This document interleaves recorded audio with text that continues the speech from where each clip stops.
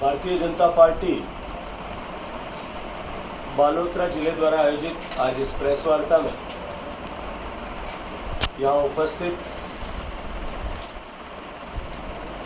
केंद्रीय मंत्रिमंडल में मेरे साथी बाड़मेर जैसलमेर के सांसद आदरणीय कैलाश चौधरी जी, हम सबके वरिष्ठ नेता राज्यसभा के सांसद आदरणीय राजेंद्र गहलोत साहब, भारतीय जनता पार्टी बालोतरा जिला के परिवार के मुखिया जिलाध्यक्ष आदरणीय बाबू सिंह जी, उपस्थित सभी भारतीय जनता पार्टी के वरिष्ठ कार्यकर्ता, जनप्रतिनिधिगण और पत्रकार मित्रों, तो पूरे राजस्थान में पिछले 4.5 साल तक जिस तरह का शासन रहा है और शासन की विफलता के चलते हुए जिस तरह की परिस्थितियां राजस्थान में बनी को लेकर के एक भारी जनाक्रोश राजस्थान की जनता के मन में व्याप्त है। भारतीय जनता पार्टी ने पूरे 4.5 साल तक एक सकारात्मक विपक्ष की भूमिका का निर्वहन किया था। सदन से लेकर के सड़क तक सभी जगह सरकार को विभिन्न विषयों पर समय समय पर घेरने का काम किया। गत वर्ष भारतीय जनता पार्टी ने राजस्थान के सभी 200 विधानसभाओं में लगभग 1 लाख किलोमीटर की जन आक्रोश यात्रा कर जनता के मन में उपज रहे आक्रोश का आकलन करने के साथ साथ में इस आक्रोश के कारणों को और अधिक गहराई के साथ समझने के लिए बड़ा अभियान चलाया था और तत्पश्चात विधानसभाओं के स्तर पर, जिले के स्तर पर, संभाग के स्तर पर और जयपुर में राजधानी पर प्रभावी आंदोलन करके सरकार को नींद से जगाने की कोशिश की। लेकिन दुर्भाग्य से सरकार की प्राथमिकता क्योंकि केवल और केवल कुर्सी बचाए रखना या कुर्सी पर बना रहना ही होने के चलते हुए राजस्थान में कानून व्यवस्था पूरी तरह चौपट हो गई। एक तरफ राजस्थान देश की रेप कैपिटल ऐसा बना, भारत की 140 करोड़ आबादी में से 8 करोड़ मात्र आबादी राजस्थान में रहती है। जो भारत की आबादी का अगर मैं प्रतिशत में निकालूं तो 5.5-6% के आसपास होती है।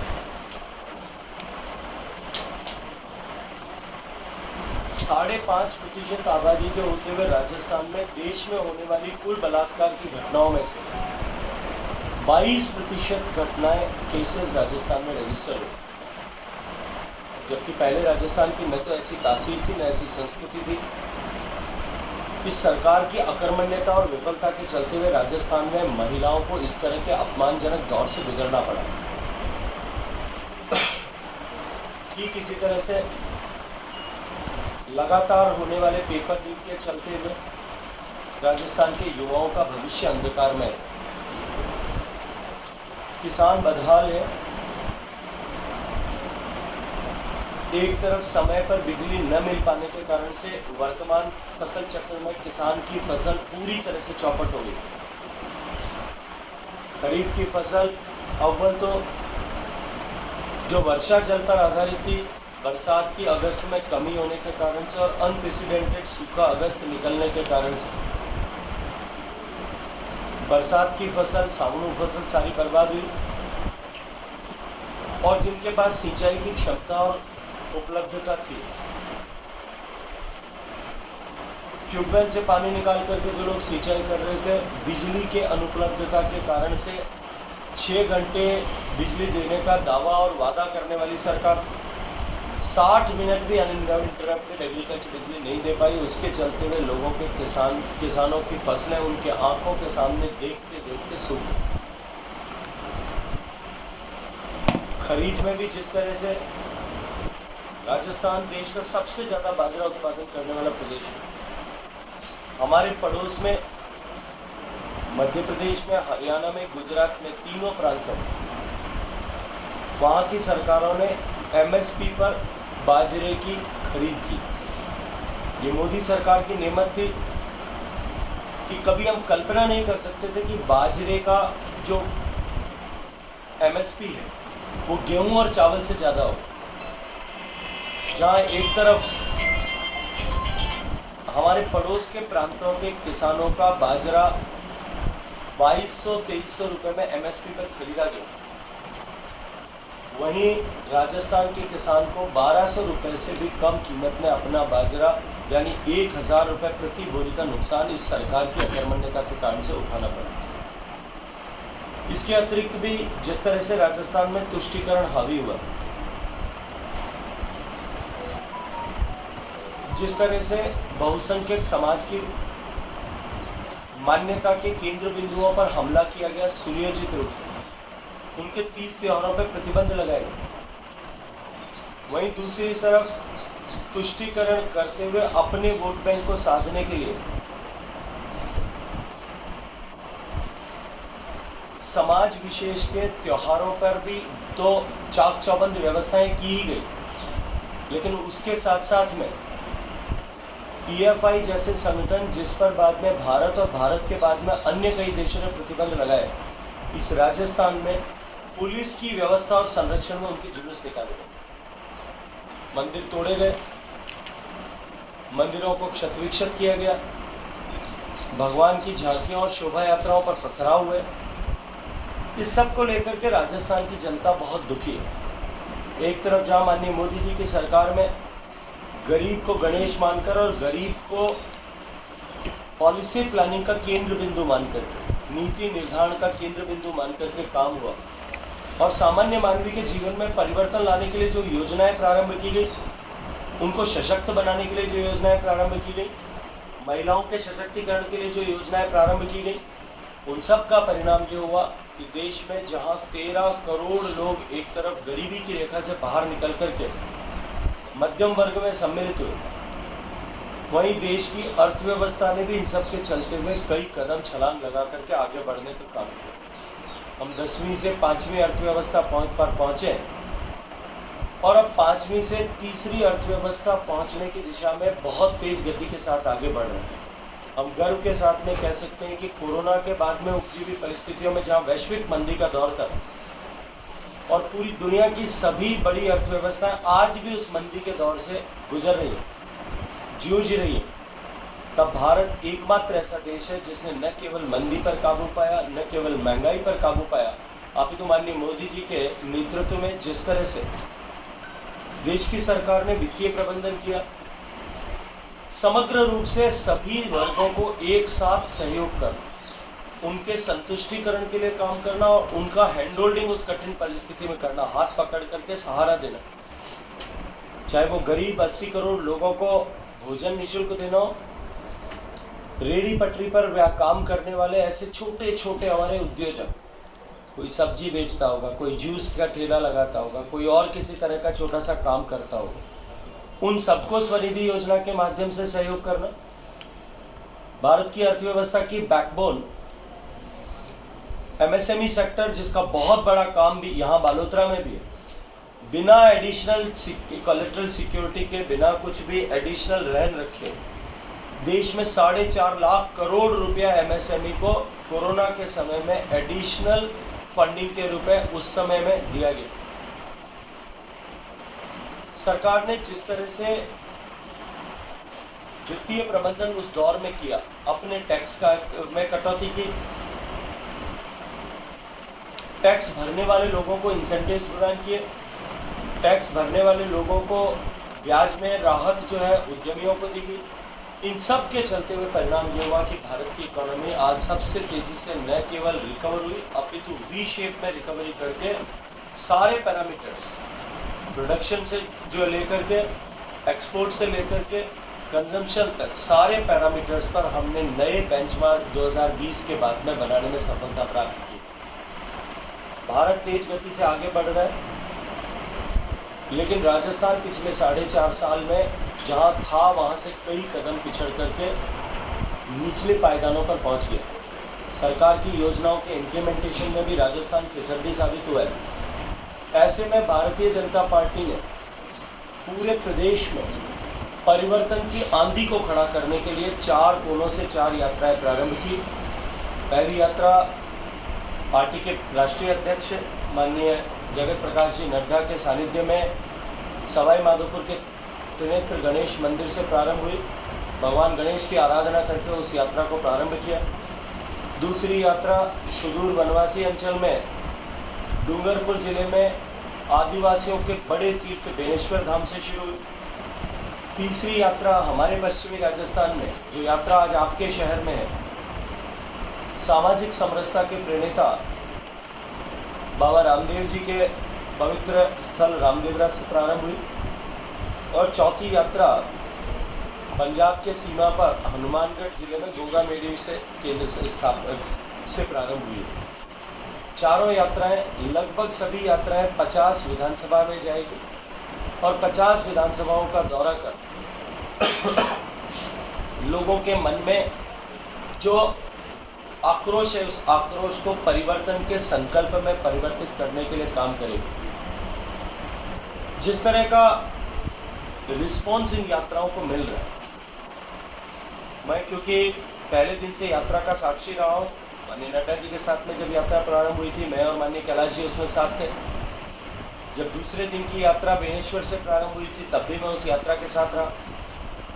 रामदेवरा की यात्रा से, रामदेवरा से लेकर के यहाँ बालोतरा पहुँचने तक, जैसलमेर में, फतेहगढ़ में, शिव में, बाड़मेर में, चौहटन में, गुड़ामलानी में, बायतू में और बालोतरा में जिस तरह से विशाल सभाएं हुई और लोगों ने जिस तरह से अपने मन के आक्रोश को वहां व्यक्त करते हुए वहां उपस्थिति दर्ज कराई, स्वतः स्फूर्त प्रेरणा से जिस तरह से हजारों की संख्या में लोग एकत्रित हो रहे हैं, ये इस बात का परिचायक है कि परिवर्तन का तूफान उठ गया है और अब की बार राजस्थान में एक नया इतिहास बनने वाला है।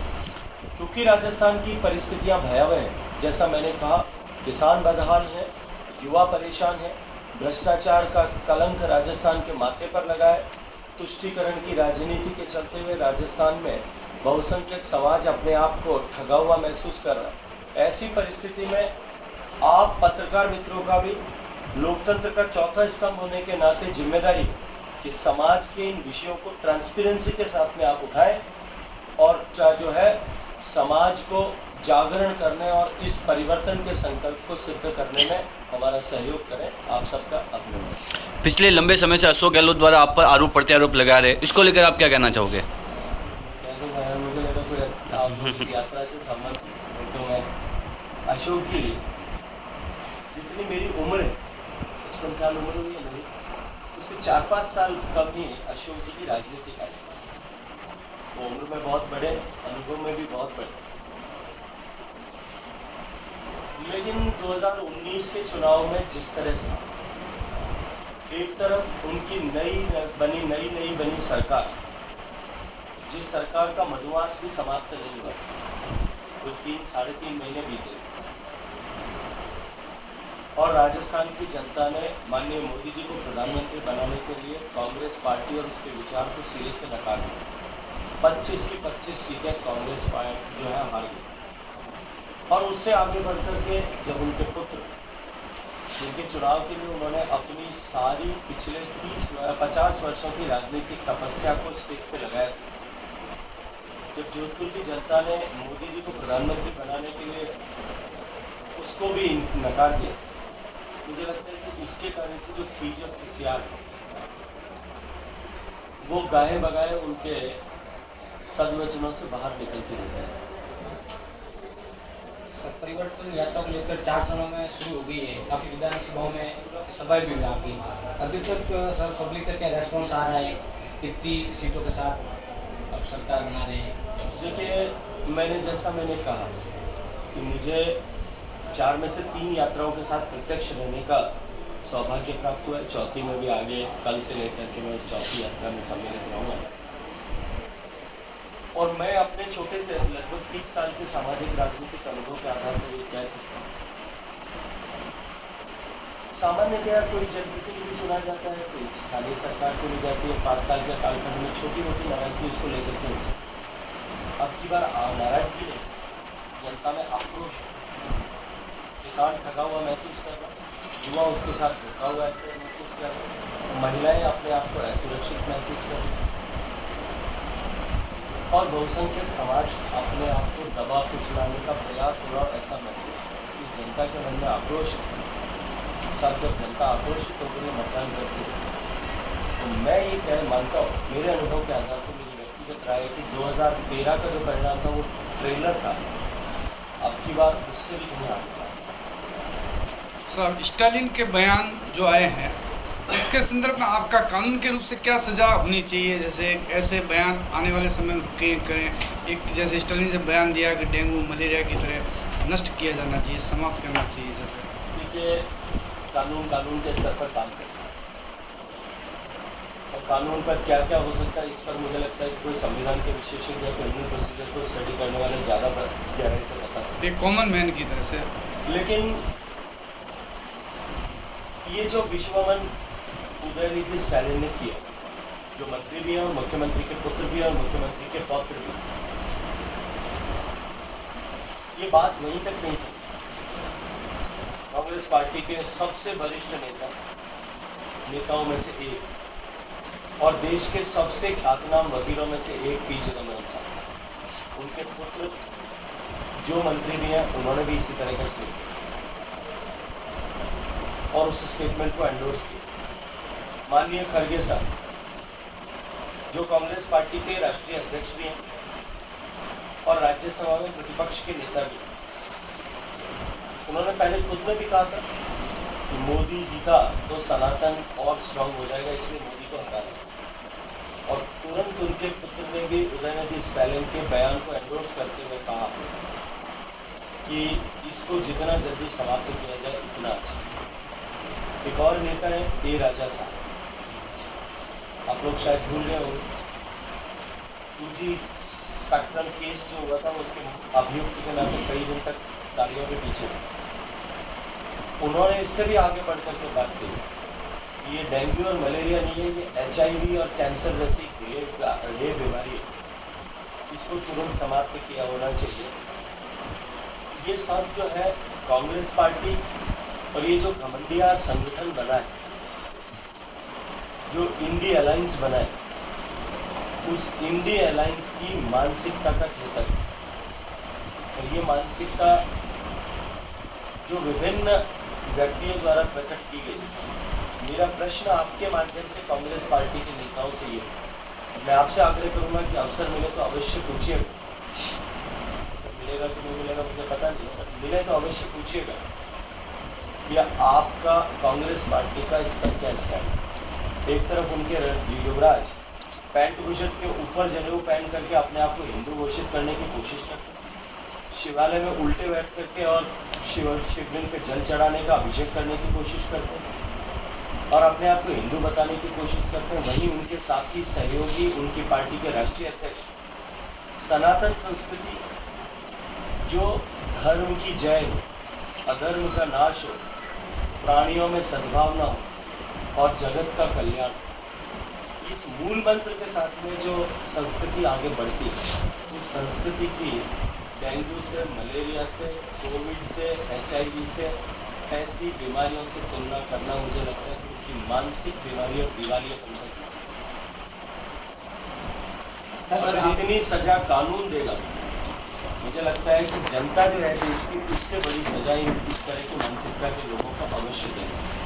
सर, आपके मैनिफेस्टो में क्या खास ऐसा शामिल है कि गहलोत सरकार कह रही है बिजली मुफ्त दे रहे हैं, स्वास्थ्य बीमा कर रहे हैं, चिकित्सा में दे रहे हैं, फूड दे रहे हैं, राशन दे रहे हैं, ऐसा क्या है कि लोग भाजपा को वोट दे सरकार बना रहे हैं? इस तरह की सारी योजनाएं जिनकी चर्चा आपने की, मैं 2 विषय आपके सामने रखता हूँ अपनी बात समाप्त करने से। मुझे नहीं पता कि आपकी पत्रकारिता की उम्र कितनी है, या आप जो अखबार तो आपका बहुत पुराना है, लेकिन आप कितने समय से पत्रकारिता में, मुझे इस बात की जानकारी नहीं है, लेकिन मैं गुरु को मैं जानता हूँ कई साल हुए। 2013 के अखबार राजस्थान पत्रिका भी, भास्कर भी और जितने डिजिटल चैनल थे आपके उस समय, उन सबको उठा करके 2013 के मार्च से लेकर के 2013 के दिसंबर तक के देख लीजिए। इससे भी ज़्यादा घोषणाएं की, इससे भी ज़्यादा मुफ्त चीज़ें देने के भरोसे दिलाए, अपने आप को मुख्यमंत्री नंबर 1 घोषित करके पूरे राजस्थान के हर गली कूचे में पोस्टर छपवाएंगे, बड़े बड़े होर्डिंग लगाएंगे, लेकिन परिणाम क्या होगा? 21 सीटों पर सिमट गए। देखिए, किसी सरकार को इस तरह की योजनाओं को कब लागू करना पड़ता है सरकार के अंतिम चरण में? जब वो 4.5 साल तक डिलीवर करने में फेल हो जाए, जनता का विश्वास हो, तब मजबूरी में इस तरह की घोषणाएं की। और इन्होंने मजबूरी में आकर के इस तरह की घोषणाएं की। और अब 4.5 साल बीत जाने के बाद में वो किसान की जमीन नहीं बिकेगी, इसके लिए बिल लेकर के आएंगे। सरकार का अंतिम चरण जब चल रहा हो, तब वो पेपर लीक के खिलाफ कठोर कानून बनना चाहिए, इसका बिल जो है बिल लेकर के आएंगे। ये सारे बिल आपको सरकार के अंतिम चरण में याद आते हैं। और उससे भी ज़्यादा हास्यास्पद मुझे किसी राजनीतिज्ञ के लिए लगता है कि 15 साल जिसको प्रदेश ने मुख्यमंत्री बनने का आशीर्वाद दिया, 45 साल की उम्र में जिसको मुख्यमंत्री बनाया, वो 15वें साल के 10 महीने बीत जाने के बाद में फिर कहता है कि अब मैं 2030 का विजन के लिए लोगों से सुझाव आमंत्रित करूँगा। अब जनता भी रोटी खाती है, जनता भी दाल रोटी खाती है, वो समझ में आता है। इतने बुद्धि तो जनता में भी है कि अब आप सुझाव आमंत्रित करके क्या जनता का भला करें। और ये बिजली मुफ्त की बात करते हो, मैंने इतने विस्तार से कहा है कि किसान को बिजली नहीं मिल रही, उसकी फसल चौपट हो रही, घरेलू बिजली मिल नहीं रही है, 10-10 घंटे की पावर कट होती है। और ये महंगी बिजली खरीदने के मैं भी भ्रष्टाचार और घोटाला कर रहा हूँ। अन्नपूर्णा राशन का किट दे करके जिसकी आप बात करते हैं, इसी बाड़मेर जिले में अभी आप उनसे पृथक हो गए हो, हजारों घरों तक किट पहले पहुंचाए गए, फिर उसकी डिलीवरी रोक दी।